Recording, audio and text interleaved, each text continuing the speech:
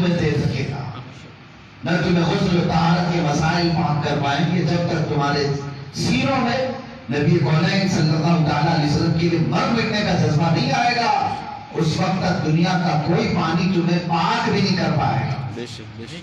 سنیں اللہ کے نبی صلی اللہ تعالیٰ علیہ وسلم کی بارگاہ میں آج جس طرح سے ہم پیش کرتے ہیں اپنے نعروں کے ساتھ محبتیں، ایک صحابی کا تذکرہ کرتا ہوں، حضرت سعد بن ربیع رضی اللہ تعالیٰ، جوان صحابی، احد کے میدان میں نکلے تھے حضور اکرم صلی اللہ تعالیٰ علیہ وسلم کے ساتھ۔ جنگ احد ایک کٹھن جنگ، بہت مشکل جنگ، جس میں 70 صحابہ کی جانیں گئی۔ وہی جنگ ہے جس میں میرے آقا صلی اللہ علیہ وسلم کے دندان مبارک شہید، یہ وہی جنگ ہے جس میں امیر حمزہ کا کلیجہ نکالا گیا تھا، چبایا گیا تھا۔ یہ وہی جنگ احد ہے جس میں حضرت عبداللہ بن جحش کو ٹکڑے ٹکڑے کر کے کافروں نے ہار بنا کر پہنا تھا، ان کے کانوں کو، ان کی ناک کو، ان کے ہونٹوں کو، ان کی انگلیوں۔ بڑی سخت ترین جنگ ہے، تاریخ پڑھو گے سچے جوانوں، اے سنی مسلمانوں، آنکھیں بھیگ جاتی ہیں۔ آج ہمارے بچوں کو تاریخ پڑھنے سے کہاں شغف ہے، سیرت پڑھنے سے کہاں شغف ہے۔ جنگ احد کے اوراق ہم پلٹتے ہیں تو پھر دل روتا ہے۔ وہ نبی رحمت صلی اللہ علیہ وسلم، وہ مصطفیٰ کریم صلی اللہ تعالیٰ علیہ وسلم میدان احد میں تنہا کھڑے ہیں، تیروں کی بوچھار ہو رہی اور صحابہ ڈھال بن کر کھڑے۔ ایک صحابی ہے ابو دجانہ، جن کے پورے جسم پر 80 تیر لگ گئے، 80 تیر لگے، لیکن وہ حضور کے سامنے سے ہٹتے نہیں۔ ابو قتادہ ایک صحابی ہے، ڈھال بن کر کھڑے ہیں، کافروں کی طرف سے کوئی تیر میرے نبی کی طرف نہ آئے۔ اور کھڑے ہونے میں میرے عزیزو اس طرح کے وہ صحابہ نہیں تھے کہ ایک لاٹھی سے ڈر کر کے مجمع منتشر کرتے، وہ زمینوں پر ایسے پیوست ہوتے کہ پہاڑ کی طرح کھڑے ہوتے۔ ابو قتادہ رضی اللہ تعالیٰ عنہ کے تیر سیدھے ان کی آنکھ میں آئے، ان کی آنکھ کا ڈھیلا باہر آ گیا، آنکھ کی پتلی نکل کر کے ڈھالوں پر لٹکنے لگی، لیکن مجال ہے کہ وہ قدم ہٹائے رسول کے سامنے سے۔ اللہ کے نبی صلی اللہ علیہ وسلم نے خود پکارا، ابو قتادہ پیچھے آ جاؤ۔ انہوں نے کہا آقا اگر میں ہٹ جاؤں تو تیر کہیں آپ کی طرف نہ آ جائے۔ حضور اکرم صلی اللہ تعالیٰ علیہ وسلم کا دفاع ان صحابہ نے اپنی جانوں سے کیا ہے۔ میں جس صحابی کا ذکر کر رہا تھا وہ سعد بن ربیع، رسول کریم صلی اللہ تعالیٰ علیہ وسلم کے چہتے صحابی جنگ احد میں شریک ہے۔ اور جب حالات اتنے سخت ہو گئے کہ اچھے اچھوں کے پیر اکھڑ گئے میدان سے، کافروں نے دو طرف سے حملہ کیا تھا مسلمانوں پر، سامنے سے بھی اور پیچھے سے بھی۔ سعد بن ربیع رضی اللہ تعالیٰ آخری دم تک لڑتے رہے، یہاں تک کہ ان کے جسم پر تقریباً 12 نیزے تھے اور ان کا پیٹ پھٹ گیا تھا، ان کا پیٹ شک ہو چکا، لیکن روح نہیں نکلی تھی، روح نہیں نکلی۔ اے جوانوں بڑی ہمت سے سننا اس بات کو، یہ میں کوئی کہانی اور لطیفے سنانے کے لیے نہیں بیٹھا، میں رسول پاک کے ان جانثاروں کو تمہارے سامنے رکھ رہا ہوں جن کو سننے کے بعد ہماری زندگی پھیکی لگتی ہے۔ ہم نے کیا کیا ہے آج تک؟ سعد بن ربیع کا پیٹ پھٹ گیا ہے اور گر گئے میدان میں، اور ایک بعد دیگرے ان کے اوپر دوسروں کی لاشیں پڑتی گئی، تقریباً 7 لاشیں ان کے اوپر گری ہوئی تھی، اور وہ زندہ تھے، نیچے دبے ہوئے تھے۔ شام کے وقت رسول پاک صلی اللہ تعالیٰ علیہ وسلم نے جنگ ختم ہونے کے بعد اپنے صحابہ سے کہا دیکھو سعد کہیں نظر آتا ہے کیا، پکارو، سعد ابن ربیع زندہ ہے یا نہیں؟ ام هو من الاحیاء ام من الاموات، سعد ابن ربیع زندوں میں ہے یا پھر انتقال کر چکے، جا کر کے دیکھو۔ صحابہ ڈھونڈتے ڈھونڈتے آئے، لاشوں کو ہٹاتے ہوئے پکارا سعد ابن ربیع کہیں ہے؟ اندر سے ہلکی ہلکی آواز آنے لگی، ہاں میں زندہ ہوں، میرے اوپر کئی لاشیں گری۔ صحابہ نے لاشیں ہٹائی تو دیکھا، دیکھ کر آنکھیں پھیل گئی، ان کے جسم پر تقریباً 12 نیزے ہیں اور پیٹ پھٹا ہوا ہے، پیٹ شک ہو چکا ہے، روح باقی ہے۔ پوچھا کیسے آئے؟ صحابہ جو آئے ان کی ہچکیاں بن گئی، کہا ہے سعد تجھے اللہ کے نبی یاد کر رہے تھے، تجھے رسول اللہ یاد کر رہے تھے، اتنا سننا تھا کہ سعد ابن ربیع وہیں سے کہنے لگے ابلغ منی نبیک السلام، اے آنے والے میری طرف سے میرے نبی کو سلام کہہ دینا، ان کا ساتھ شاید ان تک نہیں پہنچ پائے گا، سعد وہاں تک چلنے کی طاقت نہیں رکھتا، لیکن اے آنے والے رسول اللہ سلامت ہے یا نہیں؟ صحابہ نے کہا آقا سلامت ہے، لیکن ترتان شہید ہوئے، جس کا پیٹ شک ہو گیا، 12 نیزے جسم پر ہیں اور روح نکلنے کے قریب ہے، زمین پر گر کر کے چیختے ہیں معذرتاً یا رسول اللہ، اے اللہ کے نبی معاف کر دیں، ہم نے آپ کی عبادت کا حق ادا نہیں کیا۔ وہ صحابی کہتے ہیں ہم نے آپ کی حفاظت کا حق ادا نہیں کیا۔ اے سنیو، ہم کون سے عشق رسول کی بات کرتے ہیں، کون سے محبت رسول کی بات کرتے ہیں، جس کا پیٹ شک ہو کر اندریاں باہر آئی، وہ پھر کہتے ہیں اے اللہ کے نبی معاف کر دیں، آپ کی حفاظت کا ہم نے حق ادا نہیں کیا، آپ کے دام شہید ہو گئے۔ اس کے بعد پھر کہتے ہیں اے آنے والے، واپس اگر مدینے جاؤ گے تو میری قوم کو میرا ایک پیغام دے دینا۔ روح نکلنے سے پہلے یہ صحابی کہتے ہیں حدیث کی کتاب جب بھی میں پڑھتا ہوں میں چوم لیتا ہوں، آنکھیں بہ جاتی ہیں سعد ابن ربیع کے اس پیغام کو میں آج اس مسجد میں بھی پیش کرتا ہوں۔ سعد ابن ربیع صحابی نے آخری جملہ کیا کہا تھا؟ فرماتے ہیں اے آنے والے میری قوم کو جا کر یہ پیغام دے دینا کہ اگر تم زندہ رہے، تمہارے جسم میں طاقت رہی اور تمہارے جیتے جی اگر کسی نے نبی کو گالی دے دی تو یہ ساتھ قیامت کے دن اسے چھوڑے گا نہیں، اور اللہ تعالیٰ اس کا کوئی عذر قبول نہیں کرے گا۔ یہ کہتے ہوئے ان کے روح نکل گئے۔ میرے عزیزو، یہ ہے محبت رسول جو رسول پاک پر سار لٹا کر کے کہتے تھے کہ ہم نے حق ادا نہیں کیا، اب تو یہ ہے کہ حق ادا نہ ہوا۔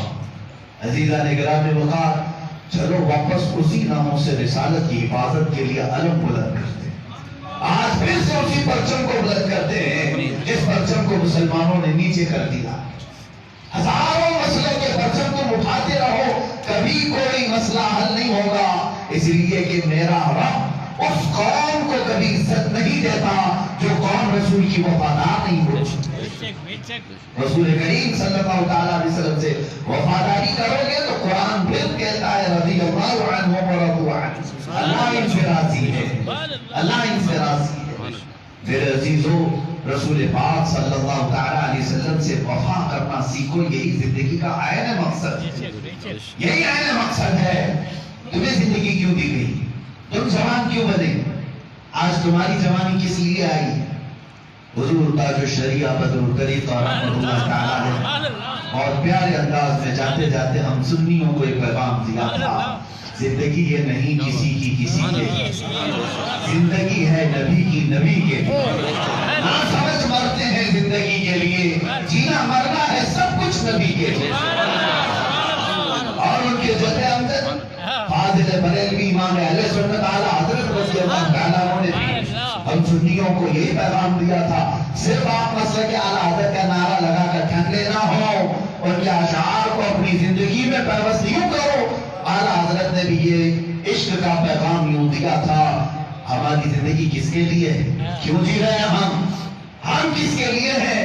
پیغام دیتے ہوئے کہتے ہیں دہن میں زبان تمہارے لیے، بدن میں حجاب تمہارے لیے، یا رسول اللہ ہم آئے یہاں تمہارے لیے، اٹھے بھی وہاں تمہارے لیے۔ ہماری زندگیاں تو صرف رسول اللہ کے لیے۔ عزیزان گرامی وقار، یہ ہے مصطفیٰ کریم صلی اللہ علیہ وسلم کے راستے پر چلنے کی دعوت۔ اور میں ایک بات عرض کرتا ہوں، حضرت ابو بکر شبلی رضی اللہ تعالیٰ عنہ بڑے بزرگ میں فرماتے ہیں اگر کسی نے مجھ سے سوال کر لیا کیا تم رسول سے محبت کرتے ہو یا نہیں، تو حضرت ابو بکر شبلی فرماتے ہیں میری زندگی کا سب سے ڈیفیکلٹ سوال ہے، اس کا جواب دینا میرے لیے بہت مشکل ہے۔ کوئی مشکل لگ رہا ہے آپ کو؟ کوئی مشکل جواب ہے؟ آپ سے اگر سوال کریں گے تو آپ کیا جواب دیں گے؟ حضور صلی اللہ علیہ وسلم سے محبت کرتے ہیں؟ بالکل ہر کوئی کہے۔ حضرت ابو بکر شبلی سلسلہ قادریہ کے بڑے مشہور بزرگ، سرکار غوث اعظم رضی اللہ تعالیٰ عنہ کے دادا پیروں میں ہیں، فرماتے ہیں میری زندگی کا سب سے مشکل سوال ہے۔ پوچھا کہ کیوں؟ فرماتے ہیں اگر میں نہ کہہ دوں اس کے جواب میں تو ایمان چلا جائے گا، اگر میں نہ کہہ دوں تو ایمان چلا جائے گا، اور اگر میں ہاں کہہ دوں تو میرا دل ملامت کرے گا کہ تو کہاں اور تیرے رسول کے اخلاق۔ اگر میں ہاں کہہ دوں رسول سے محبت کرتا ہوں تو پھر دل میرا جھنجھوڑے گا، یہ ابو بکر شبلی جیسے بزرگ کہہ رہے ہمارا حال کیا ہے؟ عزیزان گرامی وقار، اسی لیے اقبال کا ایک شعر مجھے یاد آتا ہے، ان کے جو ہم غلام تھے خلق کے پیشوا رہے، ان کے جو ہم غلام تھے خلق کے پیشوا رہے، ان سے پھرے جہاں پھرا پھر آئی کمی وقار، ان سے پھرے جہاں پھرا، پوری دنیا تم سے پھر گئی آج، اور وقار میں کمی آ گئی، صرف اور صرف چہرہ ان سے پھیر لینے کی بہت بڑی غلطی ہم نے کی ہے۔ عزیزان گرامی وقار، علماء اہل سنت تو اس بات کو آج محسوس کریں کہ ہمارے دلوں کے اندر پھر سے اگر کوئی طاقت اور پھر سے اگر کوئی قوت ہمیں بیدار کر سکتی ہے تو صرف ناموس رسالت کی حفاظت۔ ایک انگریز اپنے بیٹے کو تعلیم دیتے ہوئے کہتا ہے کہ ہم نے مسلمانوں کو 1000 بار توڑا ہے، 1000 بار حملے کیے، ان کو کئی مرتبہ ٹکڑے میں تبدیل کیا، ان کے بچے قتل کیے، ان کے اوپر بم گرا ہے، پھر بھی یہ جمع ہوتے ہیں، پھر بھی زندہ رہتے ہیں، اسلام پھلتا پھولتا ہے، لاکھوں اور کروڑوں کی تعداد میں بھی قتل ہوئے پھر بھی جی لیتے ہیں۔ کیا وجہ ہے؟ باپ نے کہا کہ ایک ہی چیز ہے جو ان کو پھر سے جمع کرتی، وہ روح محمدی صلی اللہ علیہ وسلم۔ اسی لیے علامہ اقبال نے کہا تھا کہ انگریز یہ کہتا ہے یہ فاقہ کش موت سے ڈرتا نہیں ذرا، یہ فاقہ کرتا ہے، فاقے پہ فاقہ، کھانا پانی کچھ بھی نہیں لیکن موت سے ڈرتا نہیں، یہ فاقہ کش موت سے ڈرتا نہیں ذرا، روح محمدی اس کے بدن سے نکال دو۔ ان لوگوں نے کہا تھا، اور اس مشن پر وہ 100 سال سے محنت کرتے آ رہے ہیں کہ مسلمان تو رہے لیکن ان کے جسموں میں روح محمدی نہ رہے، روح محمدی نہ رہے۔ اور آج 100 سال کے بعد وہ حالات دیکھنے کو مل رہے ہیں، مسلمان آج کروڑوں کی تعداد میں ہیں لیکن ان کے جسموں میں روح محمدی نہیں۔ روح محمدی ہوتی تو میرے عزیزوں کشمیر میں اگر ایک عورت چیخ رہی ہوتی تو عرب ہل جاتا، فلسطین میں اگر کوئی قتل ہو رہا تو ہندوستان کے تختے ہل جاتے۔ روح محمدی اگر برقرار ہوتی تو پورے کے پورے مومنین آج ایک جسم کی طرح ہوتے۔ آپ کو معلوم ہے ہندوستان پر سب سے پہلے لشکر کشی کرنے والا جوان کون ہے؟ محمد بن قاسم، 19 سال کا جوان، 19 سال کا جوان۔ میرے مجمع میں بہت سارے جوان بیٹھے ہوں گے جن کی عمر 19 ہو چکی یا اس سے آگے جا چکے، اپنی عمر کو دیکھو اور پھر سوچو اب تک ہم نے کتنے تیر مار لیے، ہم نے اپنی زندگی میں کون سے کام کر لی۔ ایک آپ کو تاریخ بتا رہا ہوں ہندوستان کی، ہند اس وقت سندھ دونوں ملے ہوئے، پاکستان ہندوستان سب ایک ہی تھا۔ یہ سن 90 ہجری کی بات کر رہا ہوں، آج 1442 چل رہی ہے، 90 ہجری کی بات، تقریباً 1300 سال پہلے کی بات۔ راجہ طاہر سنگھ، دابر سنگھ، یہ سندھ کا بادشاہ تھا، راجہ تھا۔ سری لنکا سے کچھ مسلمان عورتیں پانی کے جہاز سے حج کے لیے جا رہی تھی، ان کی کشتی کو گنڈوں نے روک لیا اور ان کا مال لوٹ لیا اور عورتوں کو بندی بنا لیا، قیدی بنا لیا۔ ان عورتوں کی عزت خطرے میں تھی۔ کون سی عورتیں جو حج کے لیے جا رہی تھی؟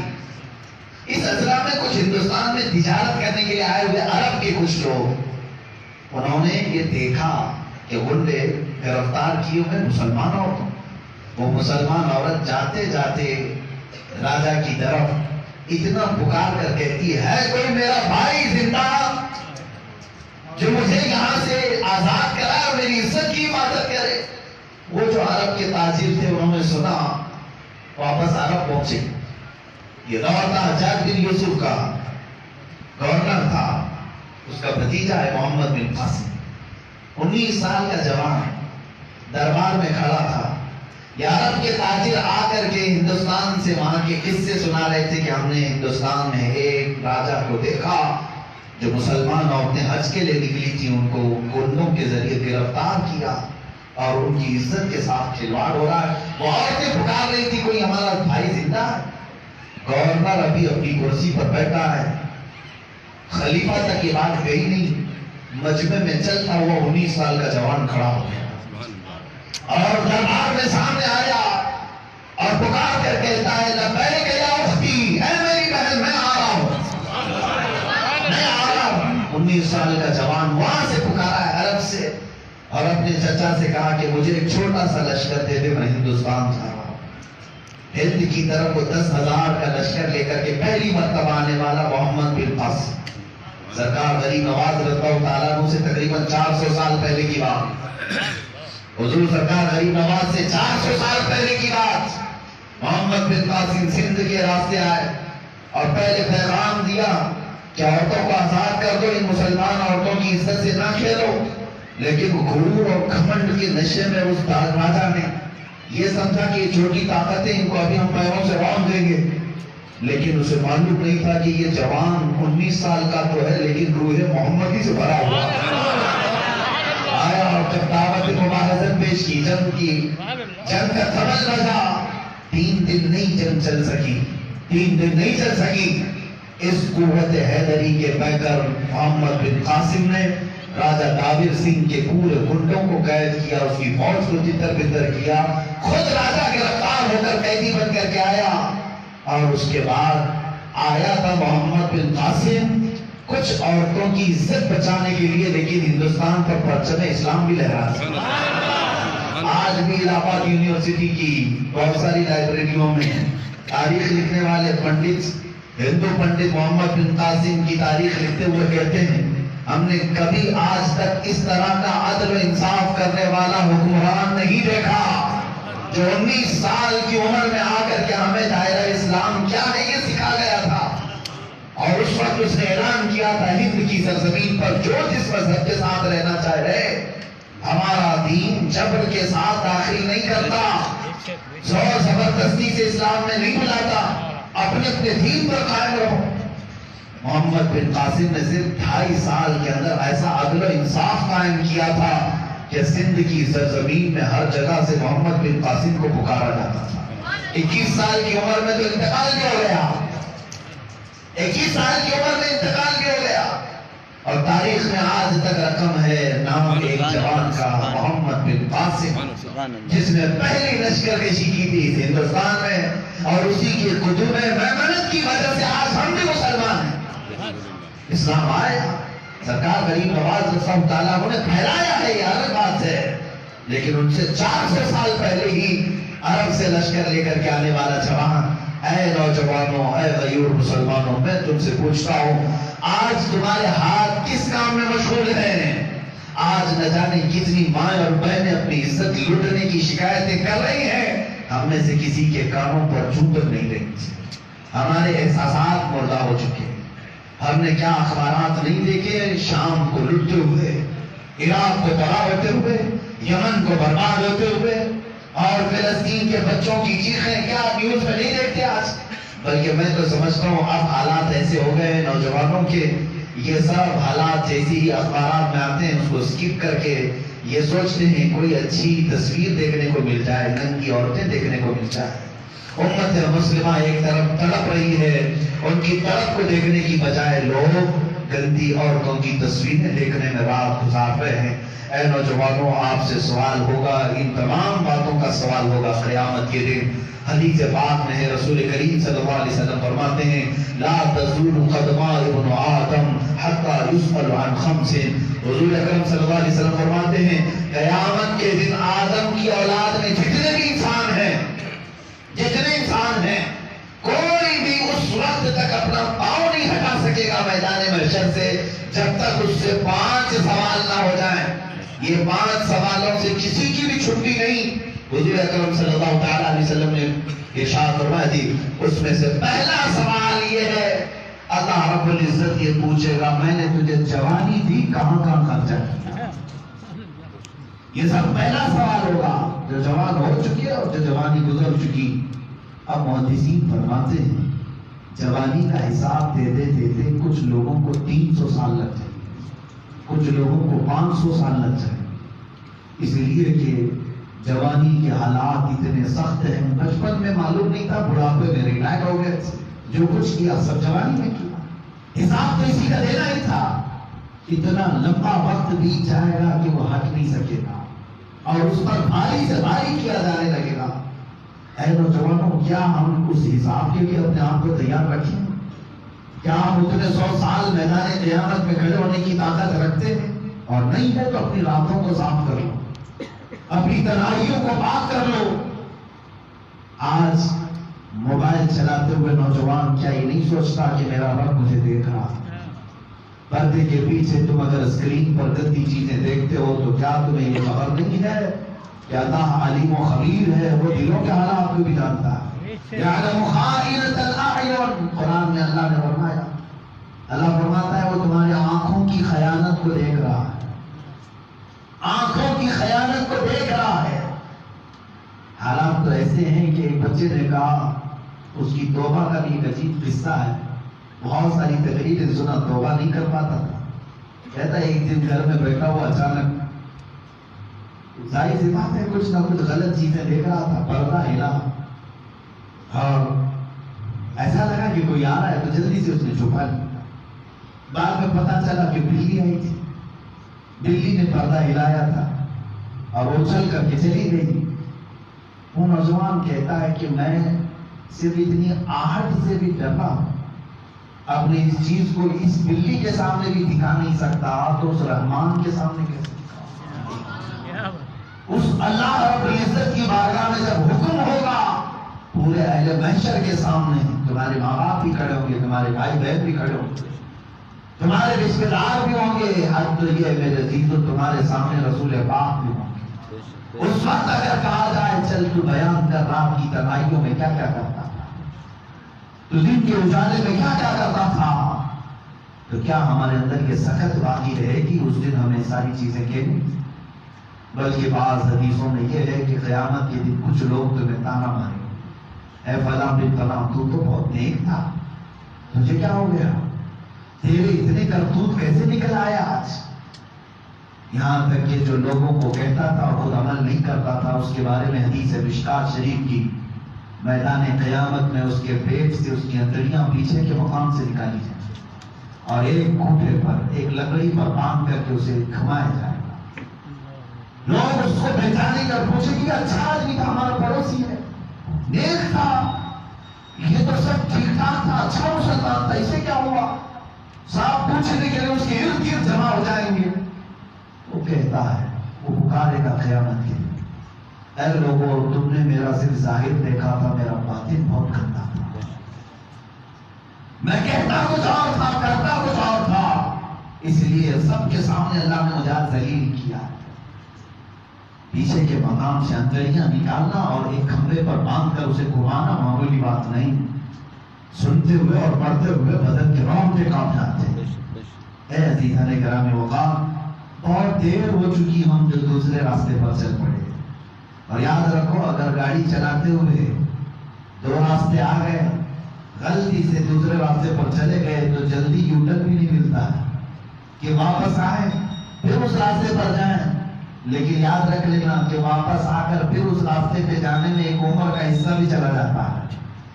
آج جس کے پاس وقت ہے، جوانی ہے، قوت ہے، طاقت ہے، ہوش ہے، اس کے لیے میں دعوت ضرور دوں گا کہ توبہ کر لو آج کی رات، توبہ کر لو اور باز آ جاؤ اور اپنے رب کو گواہ بنا کر یہ کہو کہ اے مولا مجھے دنیا کوئی اور راستے پر لے جانا چاہتی تھی، تیرا شکر ہے مولا تو نے اپنے گھر میں بلا کر تیرے نبی کا راستہ دکھا۔ اللہ تعالیٰ کا شکر ادا کرو۔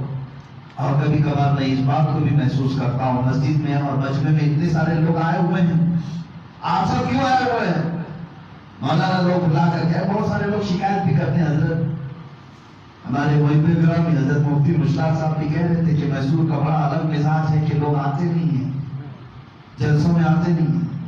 میرے عزیز، میں حضرت سے ادباً کہوں گا آتے نہیں ہیں یہ نہ کہو، اللہ بلاتا نہیں۔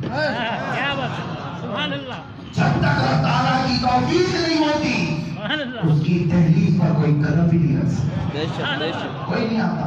اور حدیث پاک میں میرے آقا صلی اللہ علیہ وسلم نے ارشاد فرمایا، جب اللہ تعالیٰ بندوں میں سے کسی کے ساتھ بھلائی کرنے کا ارادہ فرماتا ہے تو اسے اپنے گھر تک کا راستہ دکھاتا ہے۔ اے حاضرین مجلس، اپنی قسمت پر رشک کرو کہ مولا نے آج تمہارے ساتھ بھلائی کا ارادہ ہے۔ اس لیے تو یہاں تک پہنچایا. اور بھی تو لاکھوں لوگ ہوں گے, اور بھی تو ہزاروں ہوں گے, سب اپنے اپنے گھروں میں مست ہوں گے, کوئی بازار میں, کوئی دکان میں. تم اللہ کے گھر میں اس چھت کے نیچے کیسے بیٹھ گئے؟ شکر بتا لاؤ کہ مولا نے سب کو الگ الگ جگہوں پر رکھا اور ہم غریبوں کو اپنے گھر کی چھت کے نیچے رکھا. اب یہاں سے اصلاح کا وقت ہے میرے عزیزوں, آج بدلنے کا وقت ہے. جب رب تبارک و تعالیٰ تمہیں بدلنے کے لیے یہاں بلایا اور پھر اس کو بھی ٹھکرا کر کے چلے گئے تو پھر ہرما نصیب کہلاؤ گے, بدنصیب کہلاؤ گے, اور قسمت کے مارے ہوئے کہلاؤ گے. عزیزان گرامی وقار, میں بعض روایات کے ذریعے سے اپنے نوجوانوں کو بیدار کرنا چاہوں گا. جوانی میرے عزیزوں انگارے اگلتی ہوئی شراب کے ساتھ آتی ہے. میں جانتا ہوں گناہوں کی خواہشیں روز امنگیں لیتی ہیں, روز انگائیاں لیتی ہیں, ہر صبح ایک الگ خطرے کے ساتھ دستک دیتی ہے, ہر شام ایک نئے گناہ کے ساتھ بستر پر ہم آتے ہیں. یہ تمام معاملات اپنی جگہ پر, لیکن میں سمجھتا ہوں جس مسلمان کو اپنے نبی رحمت صلی اللہ تعالیٰ علیہ وسلم سے جنون کی حد تک لگاؤ ہو جائے, عشق ہو جائے, ہر قدم پر میرے مصطفیٰ کی اعانت اس کے ساتھ رہے گی, میرے آقا صلی اللہ علیہ وسلم کی مدد اس کے ساتھ رہے گی, اور حضور پاک صلی اللہ تعالیٰ علیہ وسلم کا ذکر اسے گناہوں سے بچاتا رہے گا. چاہے جیسی بھی ڈینجر حالات آ جائے, تم یہ کہتے ہو کہ ہم حالات سے بچ نہیں پاتے, ہم گناہوں کی لے میں چل پڑتے ہیں, ہم ہزار بار توبہ کرتے پھر بھی چلے جاتے ہیں. نہیں میرے عزیز, تم غلط کہہ رہے ہو. تمہارے پاس اگر روح محمد ہی ہوتی, میرے آقا کو حاضر و ناظر مانتے, تو ایسا نہیں ہو سکتا کہ حضور تجھے تنہا چھوڑ دیں, حضور تجھے گناہوں کے میدان میں اکیلا چھوڑ دیں. ایسا نہیں ہوتا. حضور اکرم صلی اللہ تعالیٰ علیہ وسلم فرماتے ہیں, لو شوکۃ تدخل فی رجل قدم امتی, اگر میری امت کے کسی کے قدم میں کانٹا بھی چھوٹ جائے تو مجھے اس کا درد کا احساس ہوتا.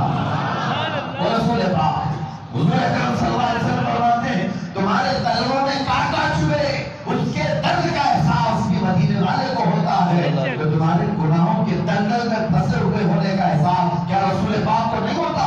ہوتا ضرور ہے.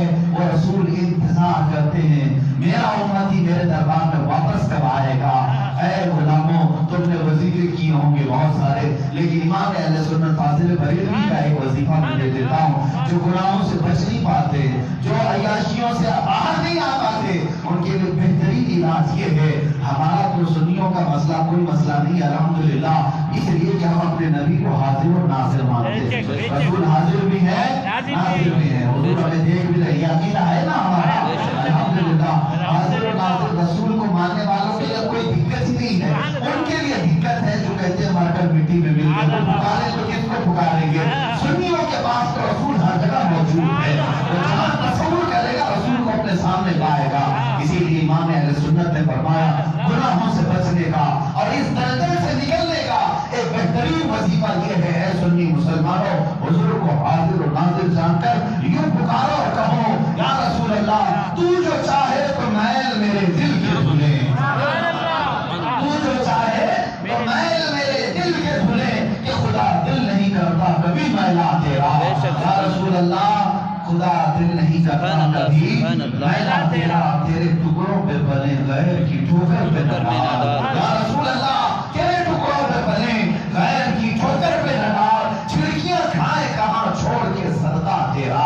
حضور پاک صلی اللہ تعالیٰ علیہ وسلم کو حاضر و ناظر ماننا, جب رات کی تنہائیاں آ جائیں حضور کو حاضر و ناظر مان کر اپنے گناہوں کی شکایت حضور سے کرو, اور پھر یوں کہو, یا رسول اللہ, بد ہے تو آپ کے, بھلے ہیں تو آپ کے, ٹکڑوں پہ یہی کے پلے ہیں, رخ کدھر کریں, ہم کہاں جائیں, تجھ سے جو منہ چھپائیں تو کریں کس کے سامنے.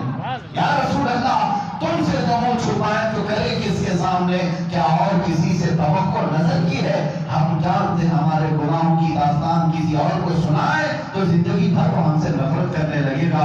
ایک ہی عدالت ہے وہ مصطفیٰ کی, جہاں بندہ رو کر جو سناتا ہے تو میرے آقا لب ہلا کر اس کی سفارش بھی فرماتے ہیں, اور مولا اس کی توبہ قبول بھی فرماتا ہے. اے سنی مسلمانوں, رسول کریم صلی اللہ تعالیٰ علیہ وسلم کی محبت میں فدا جوانوں کو اگر گناہ استغفار بھی کرتے ہیں تو کیسے پیش کرتے ہیں. قلیوبی کی ایک حکایت ہے, شہاب الدین قلیوبی رحمۃ اللہ علیہ فرماتے ہیں, 3 نوجوان بھائی تھے, سگے بھائی تھے. یہ ایک عیسائی بادشاہ کی قید میں آ گئے. عیسائی بادشاہ نے انہیں قید کر لیا, اور گرفتار ہو کر کے جب دربار میں آئے، تینوں نوجوانوں سے اس بادشاہ نے کہا کہ تم میرا دھرم قبول کرو، میرے دین میں آ جاؤ ورنہ میں سختیاں کروں گا۔ انہوں نے کہا نہیں، دین اسلام سے بہتر روئے زمین پر کوئی دین نہیں۔ وہ قیدی جوان بھی کیا کہنے لگے، اس بادشاہ سے کہنے لگے اگر تجھے عقل سلیم ہے تو تو بھی یہ دین قبول کر۔ قید کے عالم میں بھی اسلام کی دعوت دینا یہ ہمارے اسلاف کا طریقہ، یہ ہمارے بزرگوں کا طریقہ رہا۔ اگر ہم گرفتار بھی ہو جائیں تب بھی ہم حضور کی طرف دعوت دیں گے۔ ہمیں جلاد اگر پھانسی پر چڑھائے اس جلاد کو بھی دعوت دے کر جائیں گے۔ ہمارا یہی عقیدہ ہونا چاہیے اور ہمارا یہی طریقہ ہونا چاہیے۔ تینوں نوجوانوں نے اس بادشاہ سے جب یہ کہا تو وہ چلا گیا۔ اس نے کہا ایک آفر بھی دیتا ہوں، اگر دین عیسائیت قبول کر لو گے تو بڑے عہدے بھی دے دوں گا، اچھی لڑکیوں سے شادیاں بھی۔ جوان سے 22 23 25 سال کے قریب نہیں قبول کی۔ اس بادشاہ نے گرم تیل منگوایا اور اس کے بعد چولہا لگا کر ایک بڑی کڑھائی میں تیل گرمایا، اور جب تیل کھولنے لگا تو اس بادشاہ نے کہا کہ ان بھائیوں میں سے ایک کو اٹھاؤ، تیل میں تیل میں ڈالنے کا حکم ہو۔ جلاد نے اٹھایا بڑے بھائی کو تیل میں جھلسا دیا، جیسی ڈالا اور پورا بدن جل گیا۔ گرم کھولتے ہوئے تیل میں کسی زندہ آدمی کو ڈالنا معمولی بات ہے۔ گناہ استقبال کے لیے تیار ہے، لڑکیاں مل رہی تھی، دولت شباب کباب سب مل رہا تھا، چاہتا تو وہ آفر لے لیتا، لیکن وہ بکا ہوا جوان نہیں تھا۔ بازار مصطفیٰ میں جو بک جاتا ہے پھر کسی اور کے ہاتھ میں بے شک سبحان اللہ سبحان اللہ، اسے کوئی دنیا کی طاقت خرید نہیں بے پا۔ شک سبحان اللہ۔ جھلس گیا۔ اس کے بعد دوسرے جوان بھائی کو بلایا، کہا کہ تیرا کیا خیال ہے؟ کہا میرا بھی وہی خیال ہے جو میرے بڑے بھائی کا تھا۔ بادشاہ نے اسے بھی اٹھایا اور تیل میں ڈال دیا۔ چھوٹا جوان 21 سال کا غالباً وہ بچا دیا۔ دو نوجوان بھائیوں کو کھولتے ہوئے گرم تیل میں ڈالا گیا، جسم جل گیا اور وہ وفات پا گئے، دونوں شہید ہو گئے۔ ایک جو بچا تھا اس کے لیے بادشاہ کا ایک وزیر تھا، بڑا چالاک، وہ قریب آیا بادشاہ سے کہا بادشاہ سلامت، مجھے تھوڑا سا ٹائم دے دے، میں اس کا پورا چینج کر کے لاؤں گا، اس کا پورا دین بدل کر کے لاؤں گا، مجھے 1 مہینے کا ٹائم چاہیے۔ بادشاہ نے کہا ٹھیک ہے، اس پر محنت کرو، اگر یہ بدل جاتا ہے تو تجھے بھی انعام اسے بھی انعام۔ وہ وزیر لے گیا اپنے گھر، اس کا کیا حربہ تھا، وہ کیا منصوبے سے لے آیا تھا۔ اے جوانوں غور سے سنو، یہی حربہ آج پوری دنیا تم سب کے ساتھ آزما رہی۔ اس وزیر کی ایک خوبصورت بیٹی تھی، بہت ہی حسین و جمیل بیٹی، جس کے رشتے کے پیغامات بادشاہوں کے بیٹوں سے آتے تھے۔ وہ وزیر اپنی اس بیٹی کو اس نوجوان کے پیچھے لگا دیا۔ یہ نوجوان گھر پر آیا وزیر کے، اسے ایک کمرہ دیا گیا، کمرے میں رات کے وقت اس عورت کو لڑکی کو بھیج دیا جاتا، لیکن جیسے ہی وہ لڑکی کمرے میں آتی ہے نوجوان مسلح بچھا کر سجدے میں چڑھتا، اٹھتا ہی وہ انتظار کرتی رہتی، سورج نکل آتا، لیکن اس کے مسلح سے سجدہ ختم، وہ وہیں رہ جاتا۔ جب وہ تھکا کے چلی جاتی تو مسلح اٹھاتا اور سو جاتا۔ یہ مسلسل 1 مہینے تک وہ کرتا۔ بچنا چاہو تو رب کا 1000 راستے دے، لیکن خود بچ نہ پا کر کے لوگ بلیم کرتے شیطان، الزام لگاتے شیطان پہ، شیطان بہکا دیا۔ خود جب شیطان بن چکے ہیں تو کیا شیطان کو بلیم کرتے؟ عزیزان گرامی، 1 مہینہ گزرنے کو آیا، وہ لڑکی تھک گئی، اپنے دامے فریب میں پھانس نہ سکی، اپنے جلوے اپنے حسن ساری چیزیں دکھا دکھا کر تھک چکی۔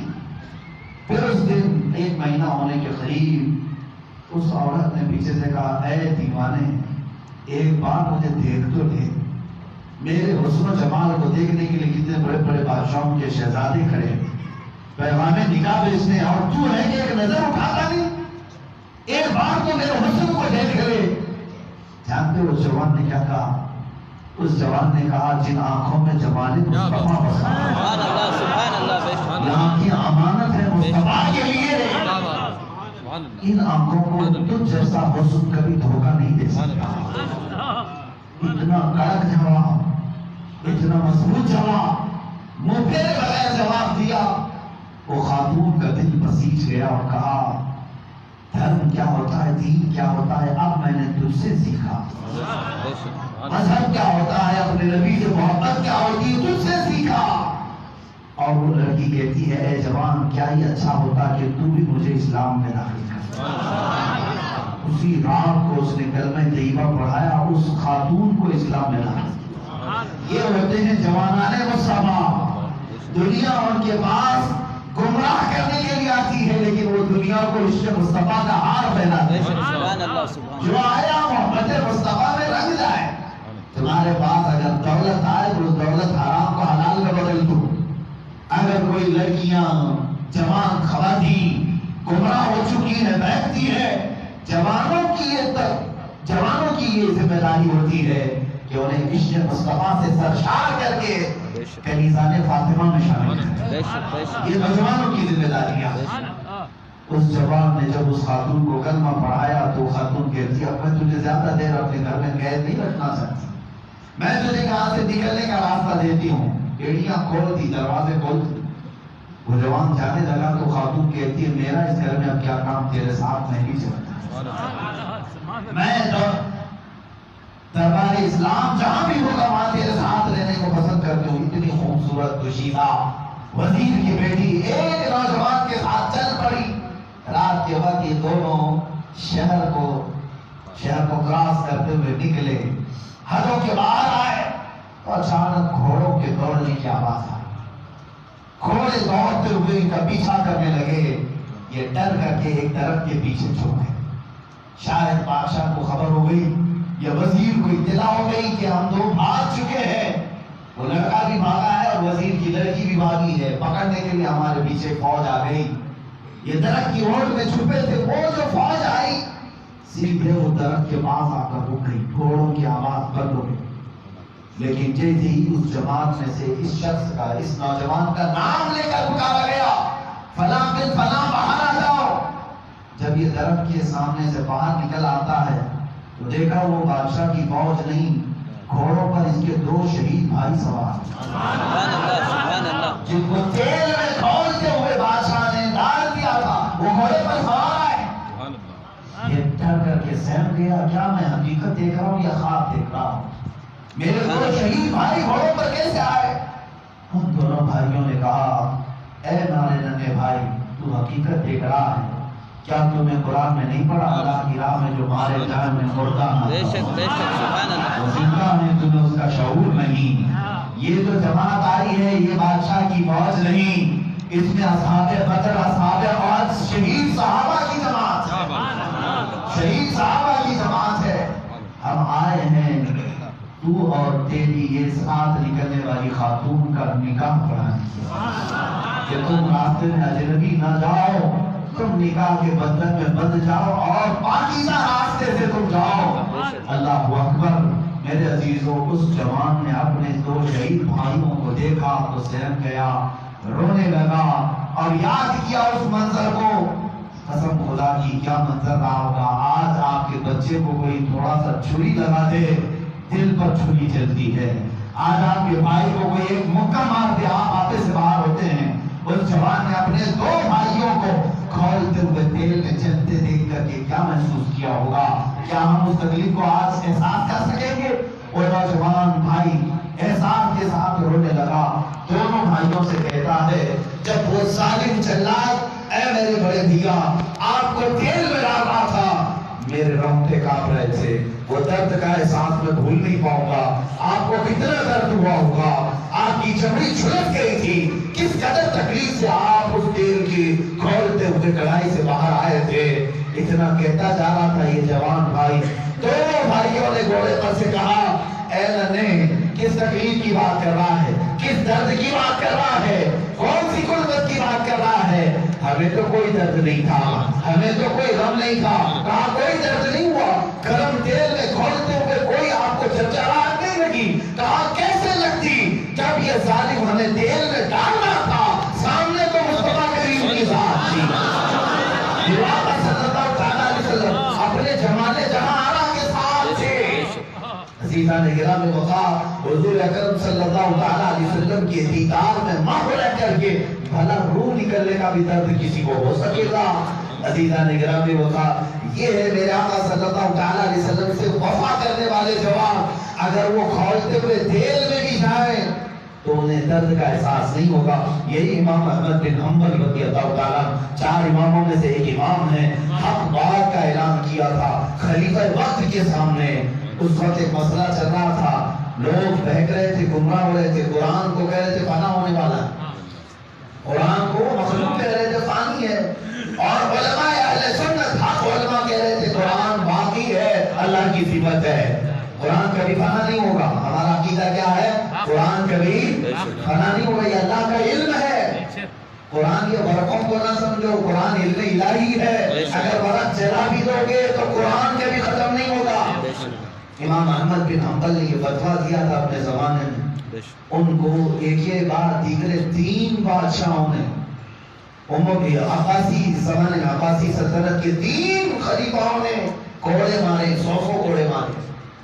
امام احمد بن حنبل آپ کی کمر جھک گئی تھی.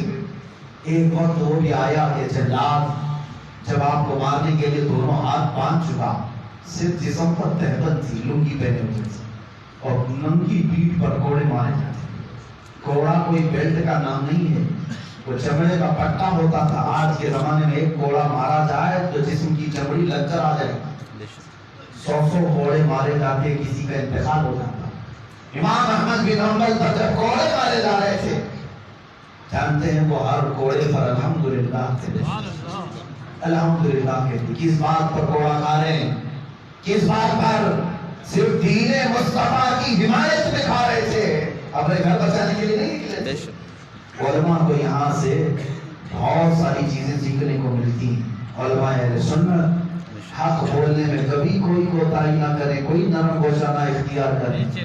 ظالم حکومت اگر تمہاری گردنوں پر بھی آ کر بیٹھ جائے، تمہیں جیل کی سلاخوں پہ بند کرنے کی دھمکیاں دیں، تب بھی امام احمد بن حنبل کو یاد کریں کہ جو امام حق ہو کر، جن کو 5 لاکھ حدیثیں یاد تھی، رسول اللہ 5 لاکھ حدیثیں یاد تھی، وہ کوڑے کھا رہے ہیں، تو ہم جیسوں کو تو اور بھی زیادہ حق بنتا ہے کہ کوڑے کھائیں.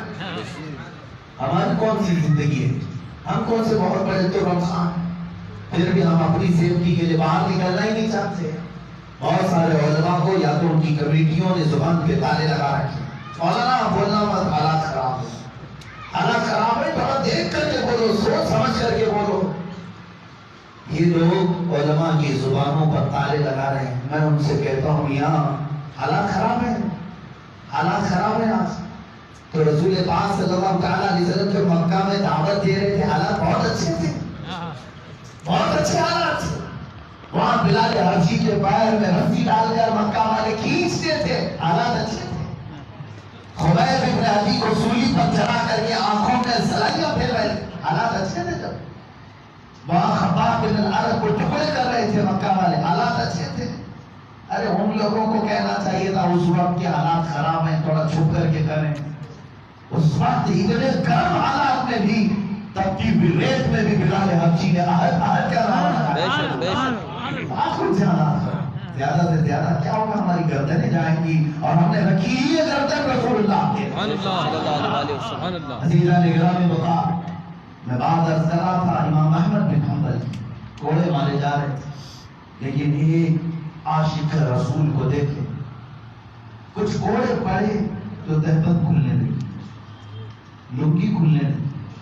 آپ کو رونا آ گیا، آنکھوں سے آنسو آ گئے. کوڑے پڑنے کے درد سے نہیں، سطر کے کھلنے کے درد سے. سطر کھل جائے گا. جو بے حیا لوگ جان بوجھ کر کے آج سطر کھول کے گھومتے ہیں، انہیں شرم کرنا چاہیے. کوڑے کھاتے ہوئے بھی امام رو رہے ہیں کہ سطر کھل نہ جائے. تمہارے پاس کوئی بھی ایسا کوڑا نہیں پڑا، پھر بھی کپڑے پھاڑ کے گھوم رہے. یاد رکھنا، اپنے سطر کو کھولنا حرام، دیکھنے والا بھی حرام، پہننے والا بھی حرام. کتنے تو ایسے مسجدوں میں نماز خراب کرتے ہیں لوگ، معاذ اللہ. امام احمد بن حنبل کی آنکھوں سے آنسو آ گئے، رونے لگے. اسی اثنا میں جلاد مارتے مارتے اچانک رک گیا. کیسے جانتے ہیں؟ اچانک پیچھے سے 2 ہاتھ آئے، احمد بن حنبل کی لنگی کو پکڑے. 2 ہاتھ نمودار ہوئے اور ان کی تہبند کو پکڑ لیا. جیسے ہی یہ بات آئی امام احمد بن حنبل ہنسنے لگے، سارے غم کافور ہو گئے، سب غم بھلا دی، اور اس کے بعد اس نے کہا کوڑے مارنے والے سے اب تو اور مار، تیرا جو کام ہے وہ تو کر۔ وہ رک گیا، پوچھا کہ اچانک تم روتے روتے یہ کیسے ہنسنے لگے، تمہاری طبیعت صحیح کیسے؟ امام احمد بن حنبل نے کہا جس کے لیے کوڑے کھا رہا تھا وہ تشریف لے آیا۔ عزیزان گرامی وقار، ان کے نثار کوئی کیسے ہی رنج میں ہو، جب یاد آ گئے ہیں سب غم بھلا دیے، جب یاد آ گئے ہیں سب غم بھلا دیے ہیں، میرے کریم سے اگر قطرہ کسی نے مانگا دریا بہا دیے ہیں، جربے بہا دیے۔ وہ رسول پاک صلی اللہ تعالیٰ علیہ وسلم جن کے بارے میں قرآن کہتا ہے عزیز علیہ ما عنتم، وہ تمہارا کسی کا تکلیف میں پڑنا دیکھتے نہیں، حضور کو گوارا نہیں ہوتا۔ اور آج ہماری یہ حالت ہے میرے عزیزوں کہ ہم نے رسول پاک کو فراموش کیا، حضور آج تک ہمیں فراموش نہیں کیا۔ آج بھی اگر مدد کے لیے بلاؤ تو میرے آقا تشریف لاتے، وہ ٹوٹے ہوئے دلوں کا سہارا بن کر تشریف لاتے۔ میرے آقا صلی اللہ تعالیٰ علیہ وسلم کی ناموز پر پڑوسی ملک میں ابھی 2 سال قبل ایک بندے کو پھانسی کی سزا دی گئی تھی، آپ کو معلوم ہوگا، پھانسی کی سزا سنائی گئی تھی اور پھانسی بھی ہو گئی۔ 4 سال جیل میں رکھنے کے بعد ایک نوجوان کو پھانسی پر چڑھایا گیا تو پھانسی کا پھندا چومتے ہوئے لٹک گیا، لیکن اس سے پہلے اس نے جو بات کہی وہ ہمارا ایمان تازہ کرتی ہے۔ اس نوجوان ملک ممتاز نے یہ کہا تھا کہ میں جیل میں 4 سال کا 4 سال کے دوران 3 بار رسول اللہ کو دیکھا۔ وہ بڑے کریم ہے جو ان کے نام پر لٹتا ہے، میرے آقا اس کے لیے تشریف بھی لاتے ہیں، میرے آقا اس کے لیے مدد کے لیے تشریف بھی لاتے ہیں، تسلی بھی دیتے ہیں۔ عزیزان گرامی وقار، یہی بات تو کفایت علی کافی کی زندگی میں ملتی ہے۔ علامہ کفایت علی کافی ہندوستان کی آزادی میں ایک ایسے عالم ربانی کا نام ہے جس کو آج قوم بھول چکی۔ اے سنی جوانوں، اپنے بچوں کو یہ تاریخ ضرور سنانا۔ یہاں پر تاریخ میں صرف اور صرف جن لوگوں کی فوٹو اور تصویریں لے کر 15 اگست کو گھومتے ہو، یہ تو بہت بعد کے لوگ ہیں۔ مشن کو چھیڑا تھا علماء اہل سنت نے۔ 1857 کو یاد کرو، آزاد کو 1947 میں ہوا، 90 سال سے کوئی اور محنت کر رہا تھا، جھنڈا 90 سال کے بعد لہرایا ہے آزادی کا۔ 90 سال پہلے غدر جب ہوئی تھی اس وقت 30,000 علماء اہل سنت تختہ دار پر چڑھ گئے ہیں، کہیں تو کالا پانی گئے، کہیں انڈمان نکوبار میں انتقال کر گئے۔ عزیزان گرامی، انہی علماء میں سے ایک عالم ربانی کی مثال دیتا ہوں، وہ کفایت علی کافی ہے۔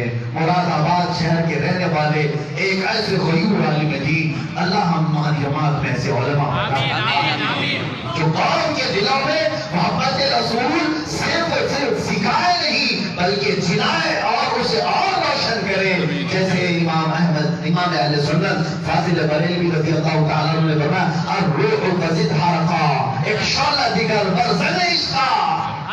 یہ اعلیٰ حضرت رضی اللہ تعالیٰ عنہ نے فرمایا یہ جان بھی پیارے جلا جانا۔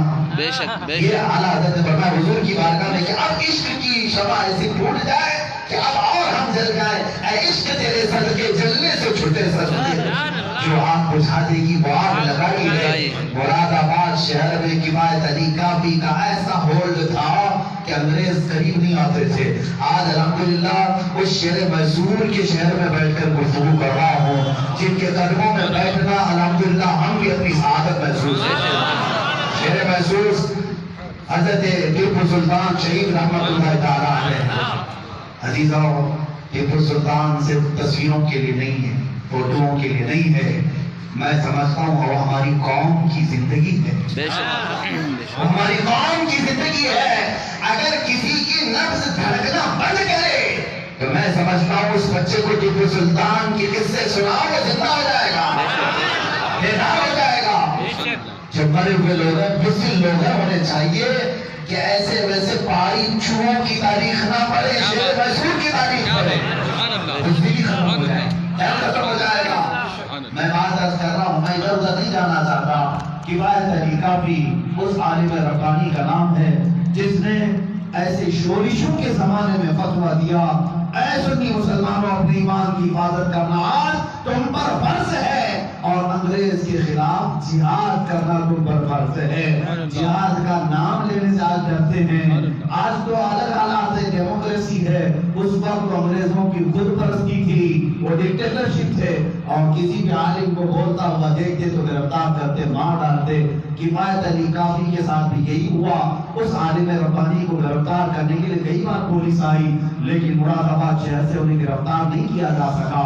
ایک وقت ایسا آیا کہ 3000 فوج کو لے کر کے انگریز آئے حضرت کفایت علی کافی رحمۃ اللہ علیہ کو گرفتار کرنے کے لیے. پھر بھی نہیں ممکن ہوا تھا. ایک مسلمان دغا باز جو خیانت دار تھا, اس کے ذریعے سے کفایت علی کافی کو گرفتار, جیسے ٹیپو سلطان کے ساتھ. منافقین ہماری جماعت میں آتے ہیں, اور انہی سے بڑا خطرہ ہے, کافروں سے نہیں, منافقین سے. اور جو سیکولرزم کی بات کرتے ہیں سمجھ جانا کہ منافق. ہاں, جو بہت کہتے ہیں نیوٹرل رہو بھائی, سیکولر رہو, تو اس سے کہو بھائی تم منافق رہو, میں مومن رہوں. میں مومن رہوں گا, میں ایمان کی بات کروں گا. ہاں, سیکولرزم کا مطلب کیا ہے؟ یہی ہے کہ ان کا بھی کرو, ان کا بھی کرو, ساری چیزیں. میرے عزیزو, ساری پوجا پاٹ ہم سے ہی کرواؤ گے, کسی اور سے اذان کیوں نہیں دلواتے؟ بہرحال میں گفتگو کو ادھر ادھر نہیں جانے دینا چاہتا. کفایت علی کافی رحمۃ اللہ علیہ کی گرفتاری میں بھی ایک مسلمان کا ہاتھ تھا. بظاہر مسلمان تھا, قید ہو کر کے آئے. آپ سنیے, توجہ چاہیے. کفایت علی کافی کو جب گرفتار کر کے انگریز اپنے دارالعمارت میں لے آئے تو جانتے ہیں بھرے دربار میں کھڑے کر کے اس عالم سے کہا گیا, علماء اگر ہمارے ساتھ ایسے حالات ہوں تو ہمارے پاس یہ تاریخ ہونی چاہیے. اگر اگلے زمانے میں ہمارے ساتھ یہ باتیں آئے تو یہ تکلیفیں کم لگیں گی انشاءاللہ. ہماری تاریخ ہمیں یاد ہے. کفایت علی کافی رحمۃ اللہ تعالیٰ علیہ کو انگریز نے کہا تم فتویٰ بدل دو, تم ایک بار پھر سے اعلان کر دو کہ انگریز امن و امان چاہتے ہیں اور ان کی تابع داری مسلمانوں کے اوپر فرض ہے, ہم تمہیں گورنمنٹ میں کوئی عہدہ دے دیں گے. کفایت علی کافی رحمۃ اللہ علیہ نے برجستہ کہا, او نادان, تو کیا سمجھتا ہے چند ٹکوں پر یہ کافی بک جائے گا؟ کفایت علی کافی اس عاشق رسول کا نام ہے جس کا جوتا پوری دنیا خرید نہیں سکے. آپ نے اس وقت بھی کہا کہ میں اپنے فیصلے پر اٹل ہوں. جانتے ہیں انگریزوں نے کیا کیا؟ رات کے وقت ان کے کپڑے اتار کر گرم استری پریس گرم کر کے ان کے جسم پر لگاتے تھے, جگہ جگہ استری کرتے تھے. جیسے کپڑوں کو استری کیا جاتا ہے, جسم پر استری کرتے تھے. جگہ جگہ چمڑی جھلس جاتی, اور جب رات کو استری کرتے پھر آدھی رات ہونے کے بعد نمک لا کر جسم پر ڈالتے. یہ کفایت علی کا ہے. سنی مسلمانوں, ہم میں سے کسی نے ایسی تکلیف آج تک نہیں اٹھائی. ہم تو مست مست کھانے کھا کر سو رہے ہیں, پھر بھی ہم جو ہے عمل کی طرف نہیں آنا چاہتے. وہ بستر موت پر بھی رسول پاک کی بات کرتے تھے. جسم جھلس گیا, نمک چھڑکا جا رہا ہے, جلن کیسی ہوتی ہوگی, درد کیسا ہوتا ہوگا. 7 دن تک یہی آپ کے ساتھ کیا جانے تھا. اس کے بعد پھر انگریزوں نے کہا یہ ڈس سے مس نہیں ہوتا, اسے پھانسی دے دو, پھانسی دے دو. روایت لکھنے والوں نے یہاں تک کہا ہے کہ اس محل کے باہر جلنے کی بو آتی تھی, جیسے گوشت بھوننے کی بو آتی ہے. پوچھا جاتا ہے گوشت نہیں بھونا جا رہا, کفایت علی کافی کے جسم پر استری پھیری جا رہی, اسی کی بو آتی تھی. محل کے اطراف بو آتی تھی, مہکتا تھا. 7ویں دن انہیں کھینچ کر کے مراد آباد شہر کے چوراہے پر لایا گیا. بہت سارے مسلمان تھے, ہو سکتا ہے بے بس تھے, لیکن پھانسی کا پھندا چوراہے پر لٹکایا گیا, مین چوراہے پر, اس لیے کہ انگریز ڈرانا چاہتے تھے, عبرت کا نشان بنا دیں, سارے لوگ ڈر جائیں, سہم جائیں, مسلمان منتشر ہو جائیں, ان کے ایک لیڈر کو سب کے سامنے مارا جائے, سب ٹوٹ جائیں. لیکن انہیں معلوم نہیں اسلام زندہ ہوتا ہے ہر کربلا کے بعد. اسلام زندہ ہوتا ہے ہر کربلا کے بعد. ایسی قربانیاں آتی ہیں اور اسلام زندہ ہوتا ہے. کفایت علی کافی رحمۃ اللہ علیہ کو کھینچ کر کے لایا انگریزوں نے, پھانسی کے پھندے پر لے جانے لگے, اور اوپر اونچائی پر ایک ٹیبل رکھ کر کے انہیں چڑھایا گیا. مسلمانوں کی آنکھوں میں آنسو تھے یہ دیکھ کر کے. ہمارے ایک عالم اہل سنت, عاشق رسول, جو ہر وقت محبت رسول کی بات کرتا تھا, میرے آقا کی نعتیں لکھتا تھا, آج جو تخت دار پر چل رہا ہے, پھانسی کے پھندے پر جا رہا ہے. لوگ تو رو رہے تھے, لیکن دیکھ والے کہتے ہیں کفایت علی کافی مسکراتے ہوئے جا رہے تھے، بے شک ہنستے ہوئے جا رہے تھے، تننے کے قریب پہنچے، نہ پیشانی پہ کوئی شکن ہے نہ کوئی ٹینشن کے آثار، کچھ نہیں۔ میرے عزیزو، یہ عاشق رسول ہوتا ہے جو فنا پہ رسول ہوتا ہے۔ بے شک پلٹ کر پھانسی کا پنڈا لینے والے تھے، انگریزوں نے کہا رکو، ہمارا دستور ہے آخری خواہش پوچھی جاتی ہے، ہم جب بھی پھانسی دیتے ہیں تو مرنے والے کی آخری خواہش، آج بھی ہے یہ اصول سب جگہ ہے۔ لوگ کہتے ہیں میں اپنی ماں سے ملنا چاہتا ہوں، باپ سے ملنا چاہتا ہوں، کچھ کھانا چاہتا ہوں، لوگ کچھ گوشت کھانے کی خواہش کرتے ہیں، بریانی کھانے کی خواہش کرتے ہیں، کچھ نہ کچھ کرتے ہیں مرنے والے۔ کفایت علی کافی سے انگریزوں نے کہا تمہاری کوئی آخری خواہش ہے؟ یہ اصول ہے ہمارا، پھانسی دینے سے پہلے ہم آخری خواہش مرنے والے سے پوچھ لیتے ہیں۔ کفایت علی کافی نے کہا ہاں، اگر تم آخری خواہش پوچھتے ہو تو میری ایک خواہش ہے کہ پھانسی کے پھندے پر چڑھنے سے پہلے ایک بار نعت رسول حضور اکرم صلی اللہ تعالیٰ علیہ وسلم کی بارگاہ میں خراج عقیدت پیش کر لوں، اجازت دی گئی، پڑھو۔ اللہ اللہ، وہ نعت کے مصرے آج بھی رقم ہے، آج بھی رقم ہے۔ مسلمانوں کو مخاطب کرتے ہوئے وہ وقت کا عظیم بہادر جس کے قدموں پر ہماری پگڑیاں نچھاور ہو، وہ کفایت علی کافی کہتے ہیں کوئی گل باقی رہے گا نہ چمن رہ جائے گا، کوئی گل باقی رہے گا نہ چمن رہ جائے گا، پر رسول اللہ کا دین حسن رہ جائے گا۔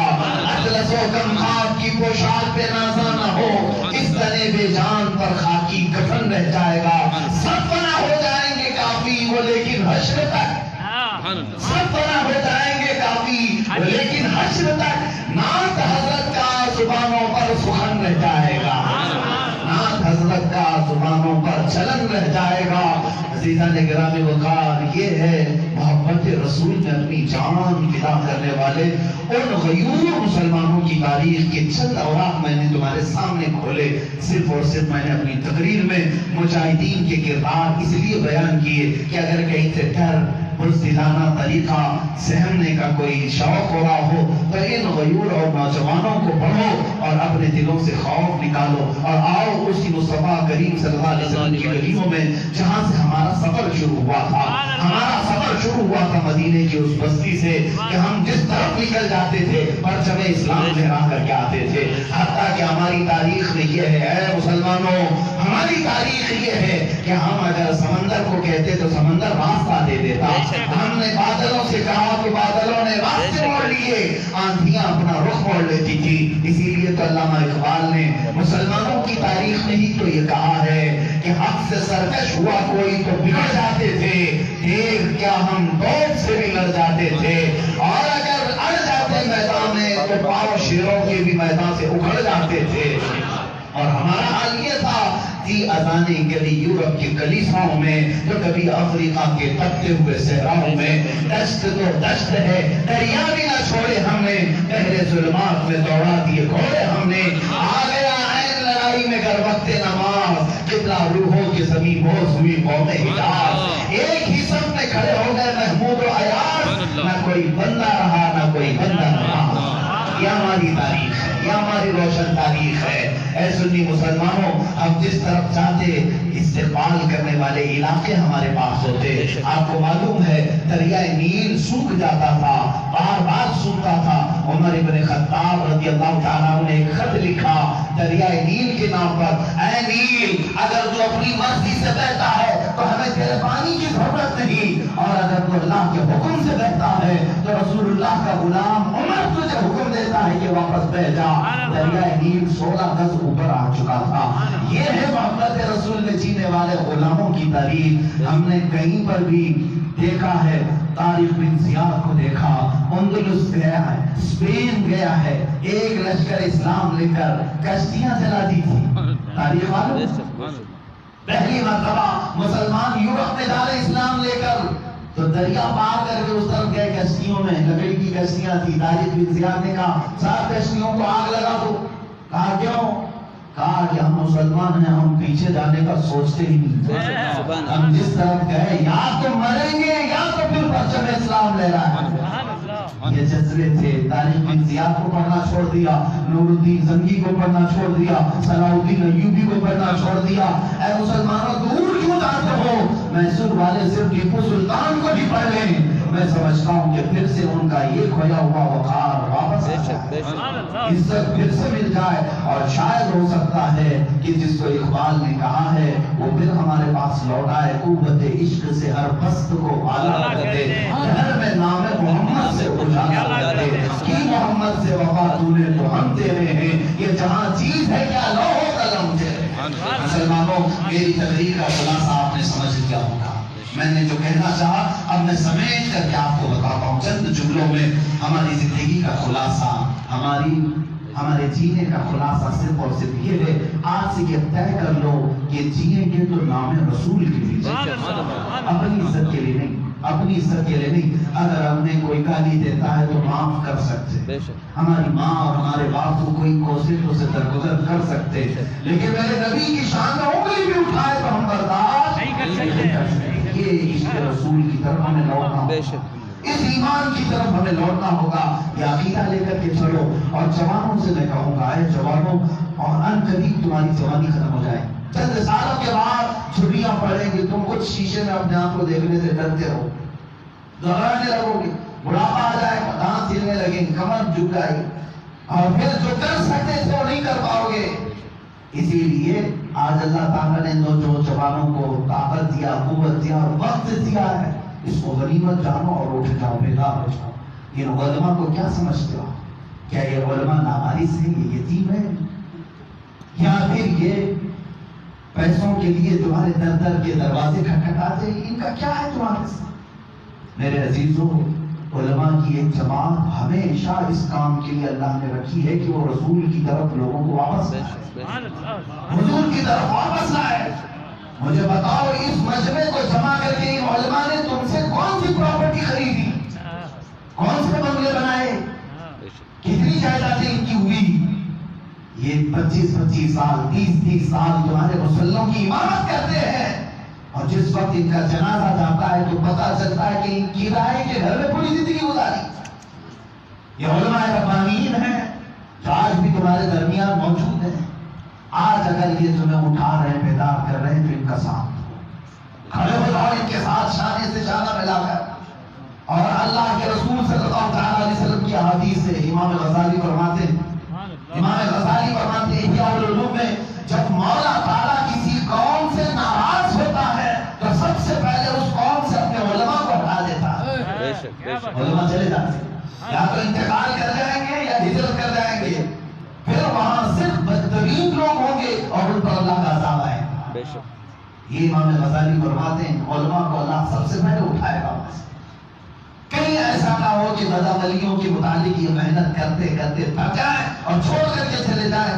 دوسرا جملہ میں آپ کو بتاؤں, ایک عالم ربانی اگر کسی محلے سے چاہتا ہے قوم کی نافرمانیوں سے اکھتا کر کے, تو امام غزالی فرماتے ہیں علم کا جنازہ اس کے ساتھ جاتا ہے, اس آبادی سے علم کا جنازہ چلا جاتا ہے, اور برسوں تک اس محلے کی نسل میں مولا کبھی عالم نہیں پیدا کرتا. یہ ان کے لیے عذاب ہو جاتا ہے. مجھے بڑی خوشی اس بات کی ہوئی کہ یہ مجلس علماء اہل سنت جنہوں نے آج کا یہ پروگرام منعقد کیا, اور مجھ فقیر ہوں, میں بہت کم علم والا, میں صرف جذبات میں جو درد ہے وہ بیان کرتا ہوں. میں مقرر نہیں ہوں, میرے سے مجھے مقرر بنا دیا ان علماء نے. میں خطیب نہیں ہوں, میرے نام کے لوگ نعرے لگاتے ہیں, میں اس کو قطعاً پسند نہیں کرتا. میں تو صرف اور صرف سمپل آپ سے گفتگو کرتا ہوں. جو درد ہمارے اندر ہے وہی درد تمہارے سینوں میں ڈالنا چاہتا ہوں. آئندہ کے جو حالات آنے والے ہیں وہ بہت سخت ہیں. آپ جغرافیہ پر نظر رکھو. اے نوجوانوں, انٹرنیٹ پر صرف گیم کھیلنے کے لیے تمہیں جوانی نہیں دی گئی, صرف سیریل اور فلمیں دیکھ کر کے عیاشی کرنے کے لیے موبائل نہیں آیا. حالات پر نظر رکھو. دور کیوں جاؤ گے؟ ہندوستان کا ماحول اتنا زہریلا بنتا جا رہا ہے, اتنا زہریلا کہ اب باتیں اٹھنے لگ گئی ہیں. عام لوگ کریں تو الگ بات ہوتی, یہ تو پرانا دستور ہے یہاں. لیکن اب جو کرسی اقتدار پر آنے والے, جیت کر کے آنے والے M L A M P اس طرح کی باتیں کرنے لگ گئے کہ قرآن پر پابندی لگائی جائے. یہ باتیں آ رہی ہیں. ہندوستان میں ہم جی رہے ہیں 25 کروڑ کی تعداد میں، لیکن کچھ لوگ اب یہ آواز اٹھانے لگے کہ ان کی اذانوں کو بند کر دو۔ الہ آباد ہائی کورٹ سے تو فیصلے بھی آ رہے ہیں کہ اسپیکر اتار دیے جائیں۔ کس لیے اتنی زور سے آواز سے یہ لوگ بلاتے ہیں؟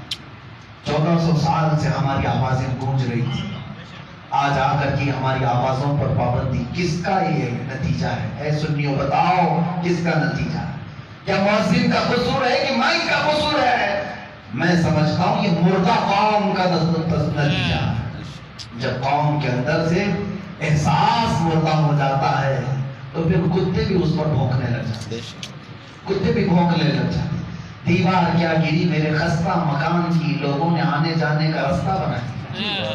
ہمیں گولی مارنے کی بات کہے اسے کوئی گرفتار نہیں کرتا، ہمیں ختم کرنے کی بات کہے اس سے کوئی پوچھ تاچھ بھی نہیں کرتا۔ محض تھوڑے سے گوشت کی بنیاد پر یہاں مار مار کر پیٹ کر ختم کر دیا جاتا ہے، اس کا کوئی چرچا نہیں کیا جاتا، اس کا کوئی چرچا نہیں۔ لیکن ایک داڑھی والا مسلمان کہیں سے گزرتے ہوئے کسی کو ہاتھ بھی لگا دیا تو دہشت گرد ہو گیا، وہ آتنکواد ہو گیا۔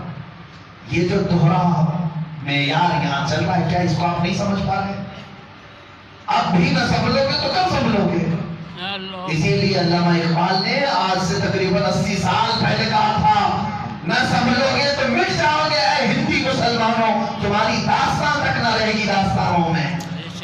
نہیں تیرا نشیمن قصر سلطانی کے گنبد پہ، تو شاہین ہے بسیرا کر پہاڑوں کی چٹانوں میں۔ تم کہاں گٹر میں غلاظت میں بیکار کی زندگی میں گزارنے لگ گئے؟ تم کو تو اللہ نے خیر امت بنایا، تم کو رسول اللہ کی محبوب امت میں پیدا کیا، اور تمہارے یہ طور طریقے نہیں ہونے چاہیے کہ تم اپنی زندگی کا ایک 10 سال کا عرصہ لڑکیوں کے عشق میں گنوا دو، اور پھر 10 سال کا عرصہ مال حرام حلال سب ملا کر کمانے میں گنوا دو، پھر قبر کی طرف جو ہے بے آبرو اور ذلت کے ساتھ نکل جاؤ۔ یہ امت کا طریقہ نہیں ہے۔ امت کو اللہ تعالیٰ نے جو اقتدار، جو عزت اور وقار عطا فرمایا ہے، اسے سمجھنے کی ضرورت ہے۔ اے نوجوانوں، ہندوستان کے ماحول کے اعتبار سے اب حالات اتنے زہریلے ہیں کہ ہماری تعلیم میں زہر آ گیا ہے۔ ہمارے بچوں کو ایسی تاریخ پڑھائی جائے گی کہ یہ بعد میں چل کر کے پوچھیں گے یہ تاریخ کی شخصیت کون تھے۔ پہلے تو اورنگزیب کو بھی پڑھتے تھے، لیکن اب اورنگزیب کو بھی دہشت گرد شامل کیا گیا۔ آج ہم نے تو بچپن میں اپنے اسکولوں میں ٹیپو سلطان کا بھی سبق پڑھا تھا، اب تو وہ بھی غائب ہو گیا۔ یہ چاہتے ہیں کہ ان کے بہادروں کی تاریخ انہیں کبھی نہ پڑھائی جائے، اس لیے کہ یہ اپنے بہادروں کی تاریخ پڑھیں گے پھر زندہ ہوں گے۔ انہیں صرف اور صرف عیاشی میں لگاؤ۔ سب سے زیادہ نشہ کرنے میں ہماری قوم کا ریکارڈ ہے۔ ممبئی کی سرزمین میں ایک ریہیبلیٹیشن سینٹر میں میں گیا تھا، جو عیسائی چلاتے ہیں، جو نشے کے ایڈکٹ نوجوان ہیں، ان کو لا کر کے وہاں ماں باپ چھوڑ جاتے ہیں۔ ان میں کئی بچے ایسے ہیں جنہوں نے ماں پر چاقو چلائی، کسی نے بہن کو مارا ہے۔ نشہ کی عادت لگ جاتی ہے، پیسہ نہیں ہے تو کبھی اپنی ماں کے گلے میں سے ہار کھینچ کے گیا۔ وہ نوجوان وہاں پر موجود تھے، میں گیا تھا معائنے کے لیے۔ مینیجر بھی عیسائی ہے، کرسچن ہے۔ وہ کہہ رہا تھا ہم 6 مہینے میں ان کو صحیح کر دیں گے، نشے سے مکت کریں گے۔ وہ کیا کرا رہے تھے اللہ عالم، عیسائی طریقے سے ان کو ریہیبلیٹیشن سینٹر میں صحیح کر ریفارم کر رہے تھے۔ اب سنیے، حیرت کی بات اس وقت ہوئی، میں نے کہا یہ نوجوانوں کو میں دیکھ سکتا ہوں، مل سکتا ہوں؟ اس نے کہا اندر تو جانے کے لیے ہم CCTV میں آپ کو دکھاتے ہیں۔ پورے اسکرین پر دکھایا جوان، پورے تقریباً 16 سال سے لے کر 25 سال تک کے جوان، اس میں ایک آدھ کوئی بڑی عمر کے ہوں گے، 80 لوگ تھے۔ یہ میرا اپنا مشاہدہ میں بیان کر رہا ہوں۔ اس مینیجر نے ہنستے ہوئے کہا مولانا آپ اچھا کیا آئے دیکھے، آپ جائیں واپس جا کر اپنی قوم کو سمجھائیں۔ کہا کیوں؟ کہا یہ 80 میں سے 72 مسلمان، 8 غیر مسلم ہیں۔ سب سے زیادہ ہمارے ریہیبلیٹیشن سینٹر میں نشہ سے ایڈکٹ ہو کر کے نوجوان آپ کی قوم کے آتے ہیں۔ آپ ممبر پر کیا کر رہے ہیں؟ میں روتے ہوئے باہر آ گیا، ہمت نہیں ہوئی کہ وہ جوانوں کو دیکھوں۔ اے مسلمانوں، یہ بھی ایک بڑی سازش کے تحت ہمیں نشے میں ڈالا گیا ہے، اس لیے کہ جو قوم نشہ کرنے میں لگ جائے تو پھر وہ کبھی کسی کو سوال نہیں کر سکتی۔ किसी बादशाह के बारे में पूछ नहीं सकती कौन क्या कर रहा है। नशा करने वाला तो कुत्तों की तरह पड़ा रहता है, उसे क्या खबर है जमाने में क्या चल रहा है। और दुनिया यही चाहती है कि मोहम्मद अरबी के गुलाम सोए रहे। अगर ये बेदार हो गए तो दुनिया की नींद हराम हो जाएगी, दुनिया की नींद हराम हो सकती है। समझो मेरे अजीजों, तौबा करो। इन नशा के रास्तों पर अगर कोई बच्चे हैं तो उन्हें वापस ले आओ और उनसे कहो, ऐ नौजवान, तुझे मालूम है अल्लाह ने तुझे कौन सी उम्मत में पैदा किया? उस उम्मत में पैदा किया जिसमें पैदा होने के लिए नबी दुआ करते थे। बनी इस्राइल के नबी दुआ करते थे, अल्लाह हमें उम्मत मोहम्मदिया में पैदा करना तो क्या अच्छा होता। और अल्लाह ने तुझे बगैर मांगे उस नबी की उम्मत में बनाया और तू आज अपने आप को हिलाकत की वादी में डालता है, तू आप अपने आप को जिल्लत की वादी में डालता है। क्या ये अल्लाह की अता के साथ, उसके इनाम के साथ तू खिलवाड़ नहीं कर रहा है? उसके अता करदा नियामत के साथ तू नाशुक्री नहीं कर रहा है कि तू उसने अपने सबसे महबूब नबी में उम्मत में तुझे पैदा किया है। ऐ नौजवानों, ये मेरा मैसेज है आज का, और इसी काम पर लग जाओ। मैं समझता हूँ कि मैसूर में अगर 1 लाख मुसलमान, उलमा से भी यही, सबसे भी यही गुजारिश है। मैं नहीं कहता कि पूरे 1 लाख के 1 लाख में सही कर दूंगा। मैं समझता हूँ कि अगर 10 भी आशिक रसूल खड़े हो गए, पूरी धरती के लिए वो 10 काफी हो जाए। इसलिए कि अल्लाह रब्बुल इज्जत का जो कानून है, वो जो दस्तूर है, वो प्यूरिटी जिसके अंदर है, उन्हीं लोगों से पूरी कायनात को बदल देता है। जिनके अंदर इखलास है उन्हीं से बदला जाता है। एक वक्त हिंदुस्तान में ऐसा भी आया था जब दीन खतरे में था। अकबर बादशाह दूसरा नया दीन लेकर के आ गया था, दीन इलाही नाम से, और बहुत सारे मुसलमानों को मुर्तद किया, मिंबरों से सीख बजाने का हुक्म दिया, अज़ानें बंद कराई और मेहराब में मूर्ति भी रखी। दोनों भी चलेंगे, नमाज भी चलेगी, पूजा भी चलेगी। ये नया दीन लेकर आया बादशाह। अरे वो इलेक्शन वाला नहीं था, वो तो बरसों चलने वाले बादशाह थे, उनके साथ कोई सामने खड़ा नहीं होता। ऐसे जमाने में जब बादशाह ने दीन इलाही का ऐलान किया, एक मुजद्दिद अल-फैसानी खड़ा, अहमद सरीदी फारूकी रज़ियल्लाहु ताला जवानी में खड़े हो गए और कहा, कोई दीन मेरे नबी के दीन के बाद नहीं आ सकता। आई नई हुकूमत, सिक्का नया चलेगा, आलम में रंग बदला, सुबह शबे विलादत, सुबह क़यामत तक अगर कुछ चलेगा तो शरीयत मुस्तफा का सिक्का चलेगा, कोई दूसरा दीन नहीं। अजान यही होगी, नमाज यही होगी, मेहराब यही होंगे, सजदे यही होंगे। अब इस पादाश में मुजद्दिद अल-फैसानी को जेल में बंद किया गया, 7 साल तक जेल में रहे। और जानते हैं अकबर बादशाह भी मर गया, उसका बेटा बैठा तख्त पर। खबर की लोगों ने, ये जेल का तो माहौल ही बदला है। और क्या हुआ? कहा एक आलिम को हमने 7 साल पहले बंद किया था, अब जाकर के देख रहे तो सारे जेल के कैदियों को उसने आलिम बनाया है। वहां तो दर्स कुरान चल रहा है, दर्स तफसीर चल रहा है, तहज्जुद की नमाज में कैदी खड़े हैं। अरे चोरों को उसने इल्म दीन दे दिया, कैदियों को उसने इश्क रसूल दे दिया, आजाद करा दिया गया। मुजद्दिद अल-फैसानी को बाहर आने के बाद वक्त का बादशाह जहांगीर पूछता है, मैं आपकी बड़ी कदर करता हूँ, आपकी कोई ख्वाहिश है तो बताएं। मुजद्दिद अल-फैसानी उस वक्त कहते हैं, एक ही ख्वाहिश है इस फकीर रब्बानी की, कि तेरे बाप ने जो नया दीन कायम किया उसे खत्म कर और दीन मुस्तफा को दोबारा बात कर। बादशाह ने आपकी बात का मान रखा और ऐलान हुआ। जानते हैं हिंदुस्तान पर दीन इस्लाम पर खतरा आया था, करोड़ों की तादाद में उस वक्त भी मुसलमान थे, लाखों की तादाद में मुसलमान थे, लेकिन अल्लाह ने इस्लाम को जिंदा किया तो एक मर्द कलंदर के जरिए किया है।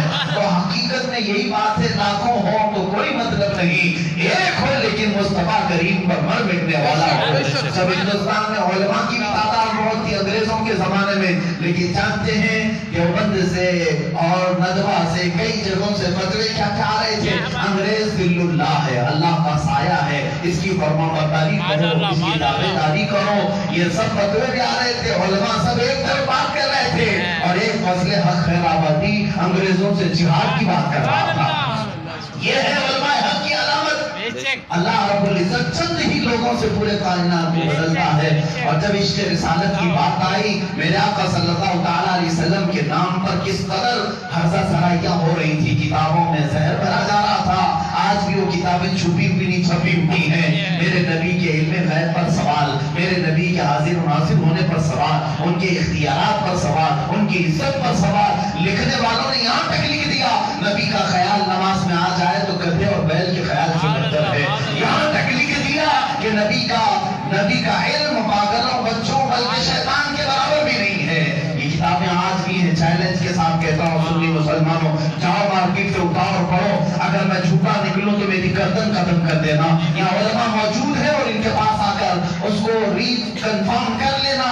یہ کتابیں لکھی جا رہی تھی. اس وقت بہت ساری خانقاہیں بھی تھی، بہت سارے مزارات بھی تھے، یہاں ہزاروں کی تعداد میں مسجدیں بھی تھی. لیکن کہیں سے ہمیں وہ اعلان نہیں نظر آ رہا تھا جو بریلی کے داشتان کی طرف سے آ رہا تھا.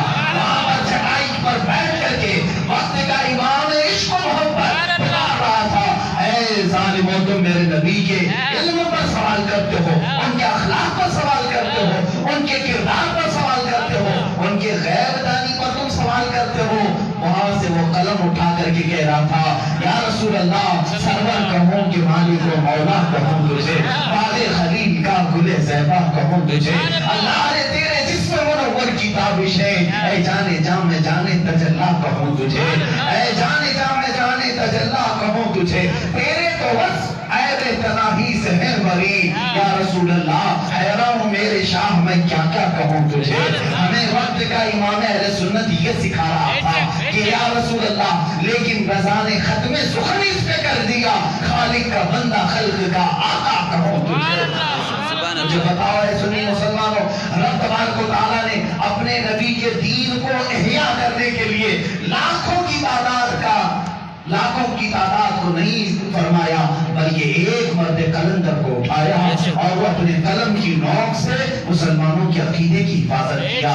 آج میں آپ کو دعوت دیتا ہوں، لوگ آتے ہیں، جڑتے ہیں، نہیں جڑتے اس کا ٹینشن مت لو، اس کی فکر مت کرو. لوگ یہی شکایت کرتے ہیں، ہم تو چلتے ہیں مولانا، لوگ ہی نہیں آتے. ہم تو بیان کرتے ہیں، لوگ سنتے ہی نہیں ہیں. ہم کام کرنا چاہتے ہیں، لوگ آتے ہی نہیں. تم لوگوں کے لیے نہ کرو، اپنے اللہ اور اس کے رسول کے لیے کرو. اگر تمہارا عقیدہ ہے رسول حاضر و نازل ہے، اکیلے چل پاؤ اور دعوت دو لوگوں کو، اصلاح کی کوشش کرو اور مصطفیٰ کریم کے عشق کو پلانے کی کوشش کرو. پھر دیکھنا ایک وقت آئے گا جب تم بھی پکار کر کہو گے میں اکیلا ہی چلا تھا جانب منزل مگر. لوگ آتے گئے، کارواں بنتا گیا. امام اہل سنت حاضر بریلوی جس وقت لکھ رہے تھے اس وقت وہ تنہا تھے، اکیلے تھے. کوئی آپ کی ٹیم نہیں، کوئی تحریک نہیں، کوئی تنظیم نہیں، کوئی مدرسہ نہیں، کوئی خانقاہ نہیں آپ کی.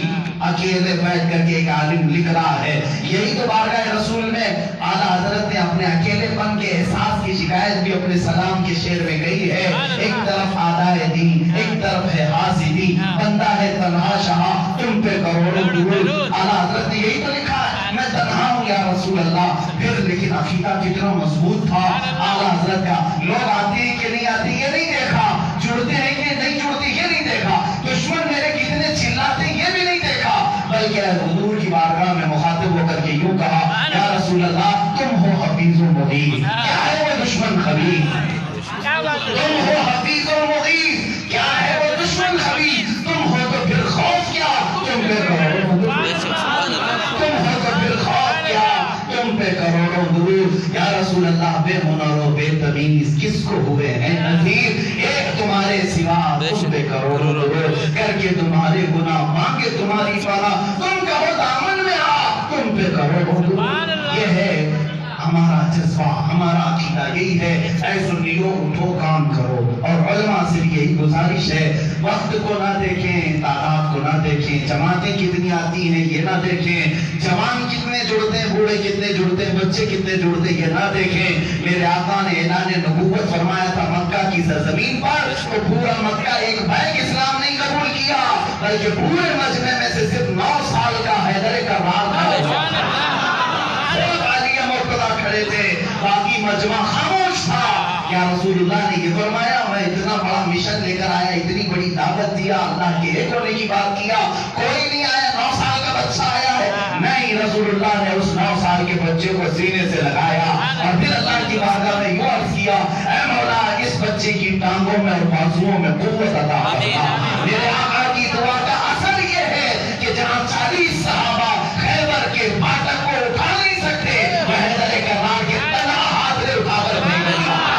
9 سال کی عمر میں مصطفیٰ نے دعا دی تھی، اے میرے عزیزو آج اٹھو گے، آج تم کام کرو گے، رسول اللہ کی دعا تمہارے ساتھ ہوگی۔ مجمع تمہارے ساتھ ہو یا نہ ہو اس کی فکر نہ کرو۔ میں ممبئی سے چل کر میسور آیا، میں خواب و خیال میں بھی نہیں سوچا کہ یہ ہزاروں کی تعداد میں یہاں بیٹھے ہوں گے۔ میں تو کبھی یہ بھی سوچتا ہوں اگر مجھے بلانے والے سامنے بیٹھے میں ان کو سنا دوں بس یہی کافی ہے، اس لیے کہ میں سفر کرتا ہوں رسول اللہ کے نام پر، تو میں ان کے مشن کو اور ان کے میسج کو دوسروں تک پہنچاؤں گا۔